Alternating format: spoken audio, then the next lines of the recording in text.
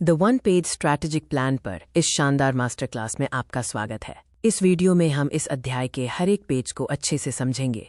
हम इसके मुख्य विचारों, केस स्टडी, विजुअल और फ्रेमवर्क पर बात करेंगे। इसे एक मास्टर क्लास और काम को अंजाम देने वाली गाइड, प्लेबुक दोनों तरह से तैयार किया गया है। पेज 125 बताता है कि तालमेल अलाइनमेंट में समस्या कैसे आती है। कंपनी के बढ़ने ग्रोथ से अक्सर तालमेल बिगड़ जाता है। बहुत सारे मेमो, ईमेल और ख्याली योजनाएं कंपनी के माहौल को खराब करते हैं। 2006 में JSJ कॉर्पोरेशन द्वारा वन पेज स्ट्रैटेजिक प्लान को लागू करना इसका एक बेहतरीन उदाहरण है कि कैसे एक बड़ी कंपनी अपनी एकजुटता वापस पा सकती है। इस 126 पर हम इस प्रक्रिया के असली फायदे देखते हैं। इस प्लान ने JSJ को कड़े फैसले लेने पर मजबूर किया, जैसे एक ऐसे बिजनेस को बेचना जो उनके प्लान में फिट नहीं बैठता था। ये पेज विजन समरी के बारे में भी बताता है, जो प्लान का एक आसान रूप है। ये बड़ी कंपनियों में नए लोगों को जोड़ने के लिए बहुत अच्छा टूल है और छोटी टीमों के लिए एक पूरा ऑपरेटिंग डॉक्यूमेंट है। पेज 127 रणनीतिक सोच, स्ट्रेटेजिक फिलॉसफी के बारे में बात करता है, जहां विजन का मतलब है एक ऐसा सपना जिसके साथ एक प्लान जुड़ा हो। इसे सच करने के लिए ये मॉडल 7 बुनियादी सवालों का इस्तेमाल करता है। यहाँ जिम कॉलिंस का डुअल डायनामिक बहुत जरूरी है।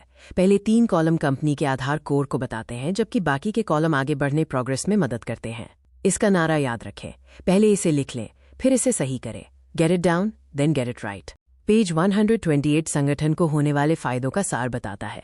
एक साफ विजन, काम करने की एक आम भाषा और इसे हमेशा अपडेट रखने का एक रूटीन। हम इंडस्ट्री के बड़े लीडर्स से भी सुनते हैं कि कैसे ये प्लान हर साइज की कंपनी में एक ब्लूप्रिंट, फैसले लेने का इंजन और एकदम स्पष्टता, क्लैरिटी लाने वाला टूल है। पेज 129 प्लान का मुख्य विजुअल मैप दिखाता है कि कैसे इसे 7 अलग अलग कॉलम में बांटा गया है।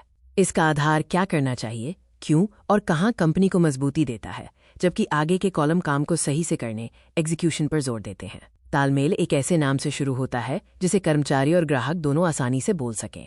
पेज 130 प्लान के ऊपरी हिस्से को भरने के तरीके पर ध्यान देता है, जैसे कंपनी का नाम और तारीख लिखने का तरीका। हम देखते हैं कि कैसे कंपनियां तालमेल बढ़ाने के लिए अपना नाम आसान कर लेती हैं। नीचे की तरफ कॉलम 1 में कोर वैल्यूज हैं, जो बताते हैं कि क्या करना चाहिए और क्या नहीं। ये फैसले लेने में मदद करते हैं और आपकी कंपनी की पहचान तय करते हैं। पेज 131 में कॉलम 2 की जानकारी है।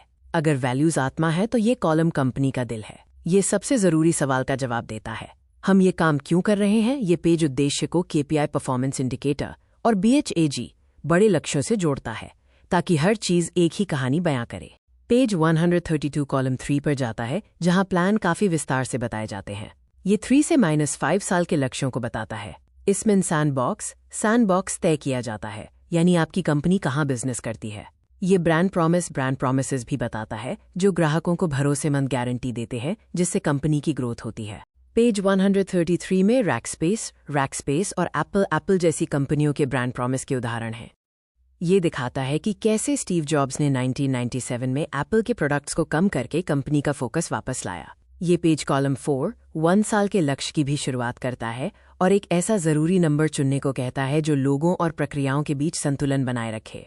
इस 134 में मुख्य पहलों की इनिशिएटिव्स के बारे में बताया गया है और ये कॉलम 5 एक्शन की तरफ बढ़ता है। ये कम ही ज्यादा है, लेस इज मोर की सोच पर जोर देता है। ये 13 हफ्ते की स्प्रिंट साइकिल और हर तिमाही के बड़े लक्ष्यों, रॉक्स के बारे में बताता है।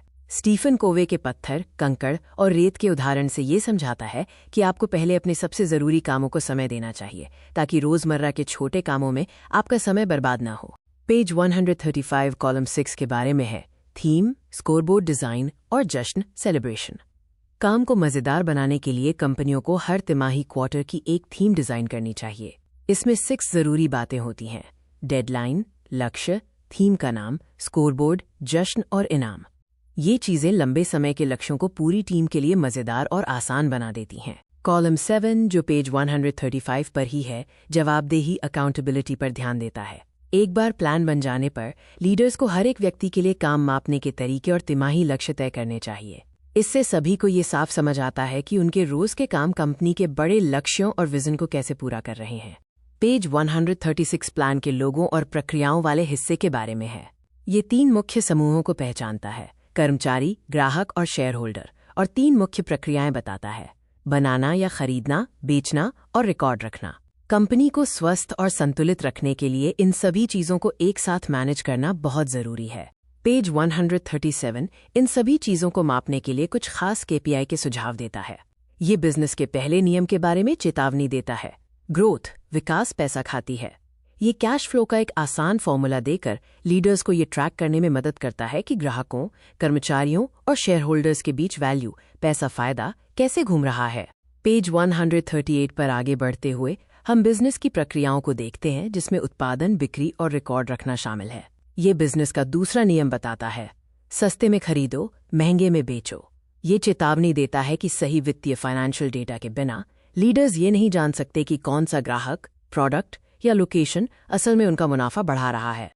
ये पेज रणनीतिक योजना, स्ट्रेटेजिक प्लानिंग के लिए जरूरी अनुशासन के बारे में भी बताता है।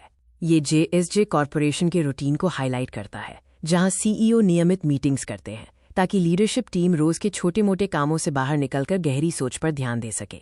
इसके लिए फीडबैक और प्राथमिकताएं तय करना जरूरी है।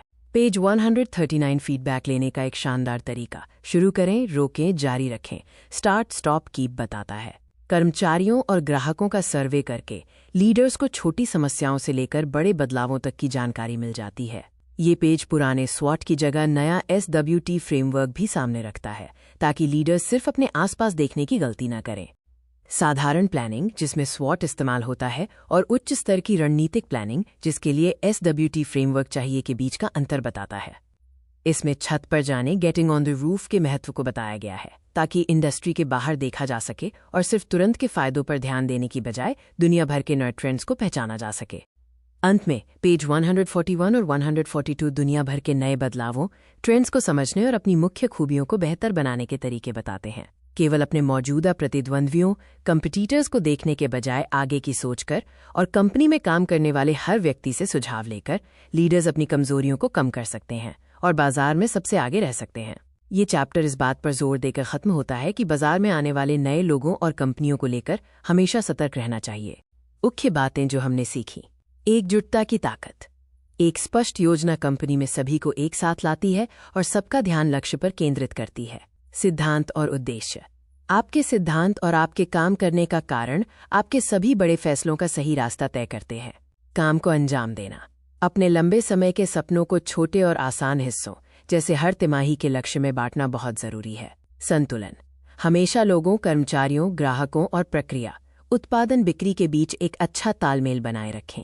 लगातार सुधार। शुरू करें, रोकें, जारी रखें का तरीका अपनाने और बाजार के नए बदलावों पर नजर रखने से आपकी कंपनी हमेशा भविष्य के लिए तैयार रहती है।